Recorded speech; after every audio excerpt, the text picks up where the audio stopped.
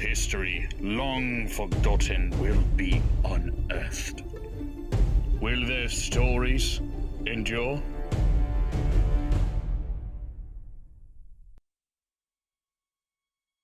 Felix's hand was trembling. He was tired and beaten all over. He inspected his aching fingers. They were covered in blood and ached from using his bow to fight. He noticed an odd pink sparkle mixed in with the blood from the undead. He thought he could look through it, into an all-new dimension, whispering to him. "Felix!" cried someone. He looked up, drawn from his delusions. It was Beric, pressed against the sturdy wooden door of what he vaguely recalled as the cathedrals, with some others. Felix knew they needed help, but couldn't bring himself to get off the bench. He looked back at his hand, which seemed to ache for his full attention, though it seemed almost powerful, the pink spark calling back out to him as the spark took a firm shape under his skin. He heard others call out to him as well. He managed to push himself off the seat and over to the others. He leaned against the door, with the strength only of his body weight to help him. He glanced up at the once magnificent cathedral.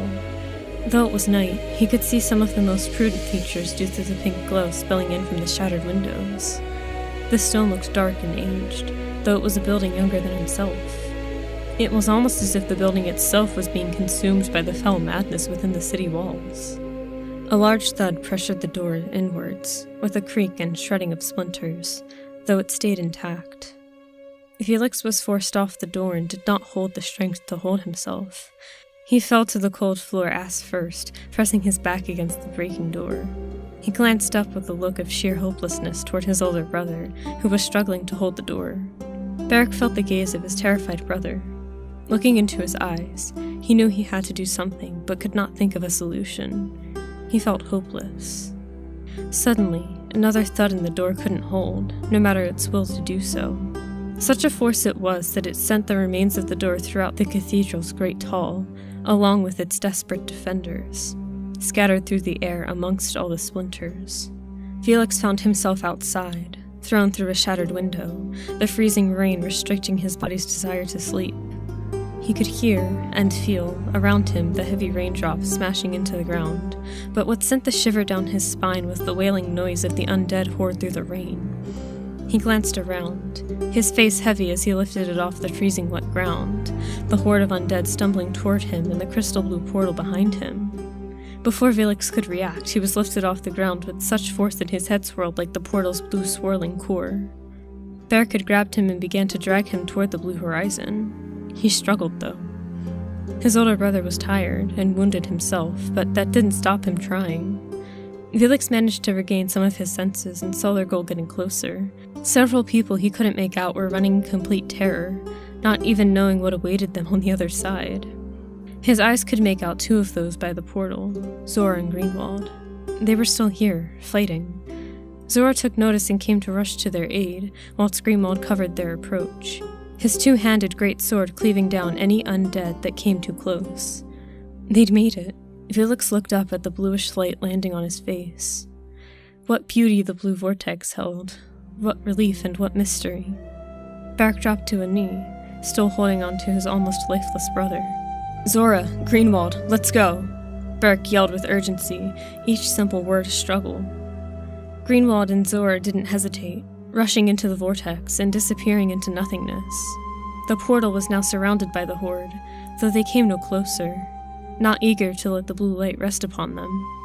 Beric lifted himself and his sibling up and approached the portal, but something stopped his brother, like the force of walking into an invisible wall. Felix fell back as Beric lost his grip.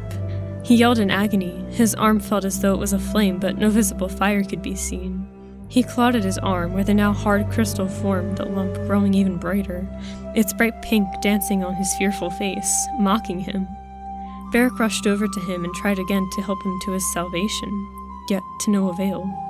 The pain grew and the temptation to ask his brother to chop off his whole arm was strong.